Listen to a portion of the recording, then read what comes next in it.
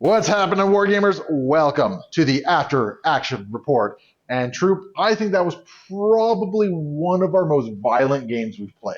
It was an excellently violent game. There's only one game I can think of that was more violent than this one. Yep. And that was when you took your spider foes into my web warriors. Yes. And Carnage just absolutely went beast mode. He was making a beautiful, beautiful painting. Beautiful painting. All very subjective as to beauty in this question. But oh my goodness, that game. I was always going in with a game plan of attrition. Yep. Yeah, absolutely. And I wasn't quite sure how your team would kind of come around to that one, but dude, you gave it just as much as I had to dish. I think the only person on my team that failed me, in my opinion, was poor Iron Fist. He did one good thing. As it turns out, his namesake is his only move. I think that's the problem with Iron Fist, to be honest. I think his master martial artist needs to also give him some sort of dice manipulation on attacks. Maybe. He feels kind of a light on that side. But, and him having 5 and 5, he definitely feels like 5 and 5, threes across the board. He feels kind of he light can be a bit beefier, yeah. Yeah. I will agree. I would say of all, but at the same time, I was really tearing into. Oh, absolutely, right? Absolutely. It was just oftentimes he would stop one attack that was didn't do enough, and then the next attack that came in, he just didn't roll any dice and died. Yeah, and I totally see where you're coming from there. It was a little unfortunate. Your Spider Woman did well. She did some good stuff. It's kind of unfortunate you didn't have the power for that interrogate. I'm very sad, but on the other side of things, she did some cool things. I liked the fact that she could bump into things and do some cool tricks. I think that there is a version of this list out there somewhere where this is all about bumping onto points and getting some crazy stuff. But and I think one thing we should address is, if it weren't for the insane rolls into Beta Ray Bill, if he'd been able to last one more round, that would have been game changing. Yeah, I think Beta Ray especially benefited, that first turn being able to bump into a big.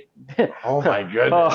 You almost dazed Corvus in round one. Right? I think it would have changed the entire pace of this game if that. I would have had to be a little bit more cagey with Corvus. Well, and I think if you weren't, I would have just taken Corvus off the table. Well, you had so many options based on that, and those first couple of rounds, we were both just seeing some of the most insane dice spikes. Yeah, we were having some really good violent things. What was that? One time I had 8 criticals or something like that. Yes. After the reality stone factored in, it was bonkers. So. I know, I would like everyone to know that I'm aware that Wong probably should have sat on some points and he would have just probably scored the game out. But I do love what happened in that game, and I wanted the chance for him to be a great one. So I actually think you made the right call with Wong in this game.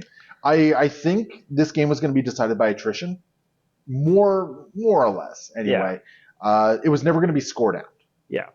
Even with me scoring where I was, right? It was never scoring out on that one. I don't even think I scored the last round.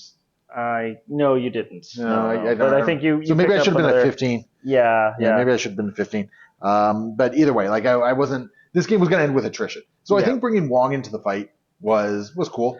I think that instead of doing his pass 1 energy on, as it turns out, I should have R&D'd at that point, or R&D should have been sacrifice or something like that. Well, because what you could have done is instead of spending 2 to pass 1 to Beta Ray, I could have spent 2 and given out 2 people. Yeah, so. you could have given out more power, which Iron Fist probably would have liked, Beta Ray would have liked, Blade would have liked. Honestly, everyone would have liked it, right? Yeah, it could have given me a really, really nice turn 2 for some other people. So yeah, and that's actually something that I was really enjoying with First of the Black Order. Every time I was dazing or KOing, just giving out a little bit of power. Yep. And because of just how heavy on the attrition side of things, I got 9 extra power for each of my mooks. Yeah. Over the course of this game. Well, and I really liked that in this list. I think I'm going to be trying out some other things about some cool power generators in the back, trying to do some R&D, because I think that works really well with bump and having cool things. So I want to talk about a little bit of squad building with you in this one, because before we went into this game,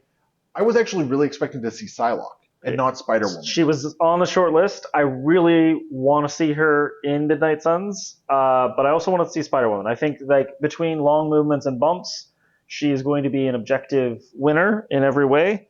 But Psylocke would definitely have brought a little bit more aggression. And then I'm sort of sad that she wasn't here because of the kind of game we had. But I also had Logan sitting in the Logan the Wolverine, in the right? barrel. Not Yeah. It was ready to go. It was in the chamber, but I just I didn't pull the trigger on it just because I really wanted to see Spider Woman with her tricks.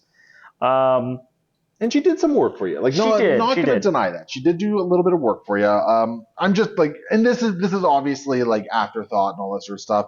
Yep. I feel like if you had the Psylocke in this fight, like not only was she doing Mystic, which means all of my defenses 3, not like I got no just force most of against them. that. Yep. She has reroll tech to really get in there. Yeah. And she has the it's not quite the sap, but you can get rid of power before things happen. Well, and the more important thing is that was actually what Spider-Woman was kind of choking on. She needed a little bit of dice manipulation to get there. And unfortunately, I probably should have popped Double Agent in the previous turn, but I thought that she was going down that turn. So I thought she was too. I'm not gonna lie. I thought she was too. That's fair. And it's interesting. Like, and I don't necessarily think one was the right choice over the other. Yep. So I don't want to give that impression. I think seeing Psylocke instead of Spider-Woman in this particular fight, yes, would have benefited you greatly. I completely agree. Although I do think that there is a place for Logan against these folks as well, because look at how bunched up we were. Yeah. Right? Yeah, Imagine totally. a couple tornado claws into that one. Like that's 7 dice physical. I think there's a pierce and a bleed on top of all that. Like that would have been mean, actually. Logan, he loves a mosh pit, right? And the other thing is like Logan could have been the one holding this over here, and it could have been Iron Fist hanging out with the team over here. So and also when Logan's on his own, he's getting those rerolls to his attack dice as well, right? Plus you add in healing factor. You could have swapped a card out for exceptional healing just so we could take one of those big hits. And against someone like Black Order, I'm always trying to divide you up and then trying to come in on you. So I was the one who chose the Infinity Formula? Yeah, the formula. So it was one of those things that I was always trying to have your team kind of spread out, and then we all come into the middle afterwards. I made a very early call. It's like I was just not going to play on this. I was totally thinking that we'd be fighting over here, and then we'd come to the middle with 1 or 2 guys, and then you're like, no, we're going in the middle. I'm like, okay, cool. I'll have Iron Fist over here. We're going to have a little fight over here. Oh, Iron Fist by himself. Ugh. Yeah, Iron Fist up against like 8 threat worth of Black Order. Hey, he did admirably considering he held on. Yeah, he held on. In fact, he popped over here and actually she came after him. Never mind. Yeah, Black Swan did follow. But honestly, no, like he gave some breathing room by activating Black Swan in that one round. And honestly, if that one everything dies hadn't popped off just the way it did, right? And if he had been able to keep standing for one more thing, it probably would have been a bit game changing because I probably would have given you enough power to Iron Fist again. Yeah, and that was my big hope. You just wouldn't get there quite enough, and then I'd be able to pop someone in the jaw, and we get to play another round. So yeah, no, it's definitely very interesting. I want to talk about Black Dwarf. Yeah. I don't know how to feel about like the Black Onslaught makes me like Black Dwarf a lot more because it gets him into the fight a lot faster. Yep. But I just feel like his attacks he's so dice dependent, right? Well, I think he's got the combination of dice dependent and he's all physical. So like he really wants to see someone. He wants as many Wongs as possible to be lined up, and that's his best day. But even this was like an ideal situation for him, and he just kind of pillow fisted. Yeah. He really didn't do a lot of damage. Like I rolled how many of those 8 dice attacks? Yeah, 4 or 5 of them, and even when I added 2 dice to them, I just barely took out Wong. Yeah, and it's one of those things. I feel like some of the cards need. Well, as it turns out, some of the cards need to be used. Used Mothership to beam him over. Mm-hmm. You definitely had a lot more. I kind of felt like Blood Despair and the Black Onslaught. Yeah, all of that needs to be used on him because he kind of needs that support versus a lot of your other characters. Now I know it ended up being Proxima's day for that. It was Blood Proxima Despair. and Black Swan, man. Yeah. Like Corvus, he had 1 or 2 good attacks, but it was Proxima and Black Swan. I'm gonna go ahead and say Corvus's Count Blank's 10 attack was okay. It was pretty solid. You still had a really good defensive, and if it wasn't for the fact that I was counting blanks, Blade would have kept standing from that one. That's fair. And I would have been in a really bad spot at that point. Yeah. Blade would have had power, and he would have been in a perfect position. Corvus had no more activations, and it would have just been like, all right, let's do this. Yep. Because you would have been able to like double Knight of the Dampier at that point, and Corvus probably would not be standing from that one.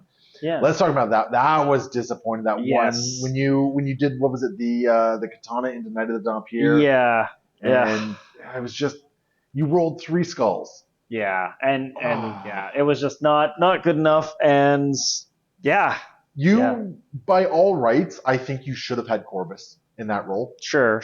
I think you should have, but because you rolled the 3 skulls, yeah, it kind of put the damper on that, and that's fine. It's Knight of the Damper. So and here's the interesting thing: if you had actually gotten Corvus in that one and taken him out, first off, you would have denied me some power. Yep. And I would have only had Black Swan and Black Dwarf, and then you dazed Black Dwarf pretty quickly on, right? It would have been a slightly different game. Yep. In that one, and I think you could have possibly clawed back a little bit. A little bit fighting back, yeah. I definitely think that there was more game to be had there if Dice had rolled a little different, but that steam just kind of rolled. I agree. Rolled down near the end there. Yeah. Well, I think we've discussed the game. Troop, I had a lot of fun on this one. This was wild and wacky, and I loved it. I was here for it. It was awesome. I'm happy with a lot of the characters here. I really liked the way that you brought Black Order, and Beta Ray Bill was really cool. I think I want to give him a little bit better support in the future, but yeah. Outside of the dice spikes, Beta Ray Bill would have been a colossal thorn in my side, right? But I got lucky with Proxima getting that really early dice spike into him. Yeah. And then just getting that, like when I went to go KO him, just getting that dice spike into him again. And I don't think we've seen the last of our fellow Corbinites. No, we're gonna see plenty of Beta Ray Bill, I think. Well, thank you all so much for watching this. Leave your comments below. Let us know what you thought, what you liked, what you didn't like, where we went wrong, and what thoughts of ours were potatoes. And we are going to see you next time. And remember, if you want to support the channel, hit up patreon.com/Aegisbrand Studios. $1 a month. It gets you all this wonderful content that we will keep bringing to you regardless, and you can just watch on YouTube. But I'll thank you so much if you do it. Anyway, we are going to see you next time. Happy Wargaming.